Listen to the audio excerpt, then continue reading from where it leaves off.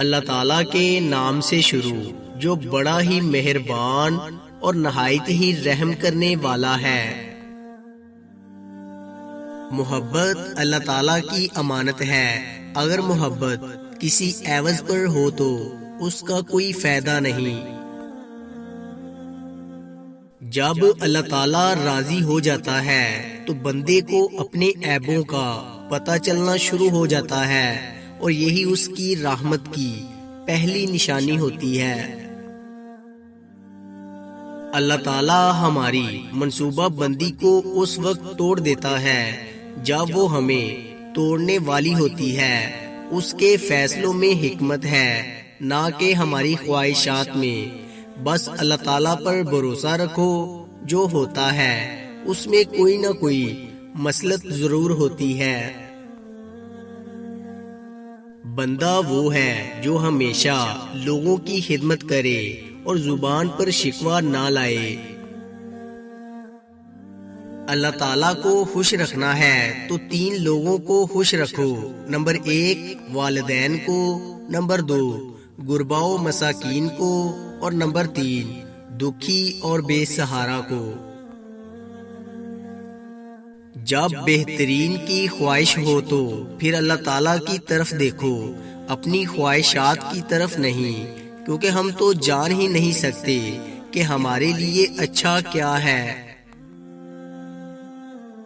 فرائض کے بعد اللہ تعالیٰ کو راضی کرنے کا بہترین اور آسان طریقہ خدمت خلق ہے۔ غنی کے ساتھ عزت و احترام سے پیش آنا چاہیے، اور فقراء کے ساتھ عاجزی و انکساری سے۔ عقل مند وہ نہیں جسے صرف اچھائی اور برائی کی پہچان ہو، بلکہ اصل عقل مند وہ ہے جو اچھائی کی پیروی کرے اور برائی سے اجتناب کرے۔ جب کوئی دنیاوی طور پہ اونچے رتبے والا شخص تم کو کہہ دے کہ میں تمہارے ساتھ ہوں تو تم تسلی میں آ جاتے ہو، لیکن جب اللہ رب العالمین تم سے کہہ رہا ہے کہ میں صبر کرنے والوں کے ساتھ ہوں تو تم اس کو معمولی کیوں سمجھتے ہو؟ تربیت اچھی ہو تو انسان کا ضمیر خود اس کے کردار کی حفاظت کرتا ہے۔ تقدیر اس کو کہتے ہیں جو انسان کو کھینچ کر وہاں لے جائے جہاں وہ جانا نہ چاہتا ہو۔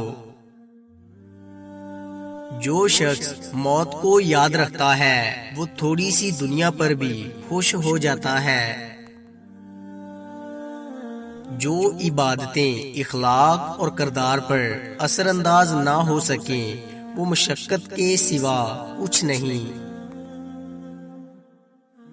جاہل صرف وہ نہیں ہوتا جو تعلیم یافتہ نہ ہو، جاہل وہ بھی ہوتا ہے جس نے ڈگریوں کے ڈھیر لگا رکھے ہوں مگر اپنے ظرف میں وسعت، لہجے میں نرمی اور طبیعت میں انکساری نہ پیدا کر پایا ہو۔ مسافر اور آوارہ گرد میں فرق صرف منزل کا ہے، ایک پہنچ جاتا ہے، دوسرا بھٹکتا رہتا ہے۔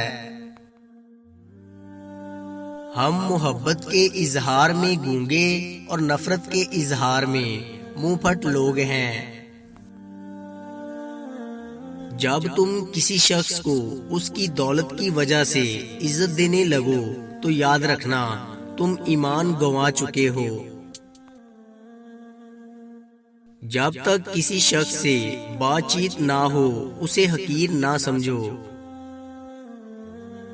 جس کی دی ہوئی تکلیف سے تم آج رو رہے ہو وہ کل تمہارے پچھتاوے میں روئے گا۔ جو رشتے تمہیں تکلیف دیں ان سے دوری اختیار کر لو، وہ خود لوٹ آئیں گے مگر اس وقت جب تمہارے دل سے اتر چکے ہوں گے، کیونکہ وہ تمہاری قدر سے نہیں پچھتاوے سے لوٹتے ہیں۔ معافی نہایت ہی اچھا انتقام ہے مگر دوبارہ اعتبار حماقت ہے۔ شخصیت پرستی بت پرستی سے زیادہ خطرناک ہے۔ بت کا دماغ نہیں ہوتا جو خراب ہو جائے، لیکن جب تم انسان کی پوجا کرتے ہو تو وہ فرعون بن جاتا ہے۔ اس دنیا میں اتنی بلند دیواروں والے محلوں میں نہ رہو کہ جس میں تمہاری آواز گھٹ جائے۔ عقل مند سوچ کر بولتا ہے اور بے وقوف بول کر سوچتا ہے۔ میں کبھی لاجواب نہیں ہوا مگر اس شخص کے سامنے جس نے مجھ سے پوچھا تو کون ہے۔ نصیحت وہ سچی بات ہے جسے ہم کبھی غور سے نہیں سنتے، اور خوشامد ایک بدترین دھوکہ ہے جسے ہم پوری توجہ سے سنتے ہیں۔ ہم لوگ بھی عجیب ہیں، مرے ہوئے انسان کو کندھا دینا ثواب تو سمجھتے ہیں مگر کسی زندہ انسان کو سہارا دینے سے کتراتے ہیں۔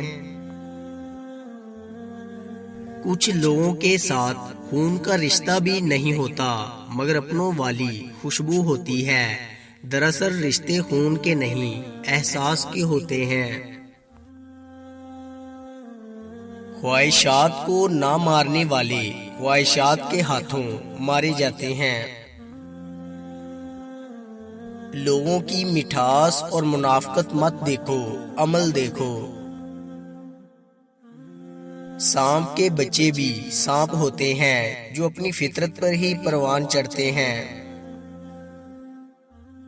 احمق شخص میں بات کو سمجھنے کی صلاحیت کم ہوتی ہے، اس لیے وہ زیادہ بولتا ہے، کم سنتا ہے۔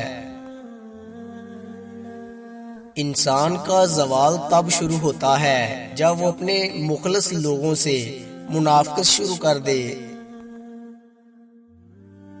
آپس کے بگڑے معاملات خود ہی حل کر لیے جانے سے تھوڑی ہی دیر میں حل ہو سکتے ہیں، تاہم اس میں جتنے کردار جمع ہوں گے تماشا اتنا ہی پھیلے گا۔ انسان چار طرح کے ہوتے ہیں۔ نمبر 1، ایک شخص جانتا ہے اور وہ جانتا ہے کہ وہ جانتا ہے کہ وہ عالم ہے، اسے سیکھو۔ نمبر 2، ایک شخص نہیں جانتا لیکن وہ جانتا ہے کہ وہ نہیں جانتا، وہ طالب علم ہے، اسے سکھاؤ۔ نمبر 3، ایک شخص جانتا ہے لیکن وہ نہیں جانتا کہ وہ جانتا ہے، وہ سویا ہوا ہے، اسے جگاؤ۔ چوتھا، ایک شخص نہیں جانتا اور وہ یہ بھی نہیں جانتا کہ وہ نہیں جانتا، وہ جاہل ہے، اس سے بچو۔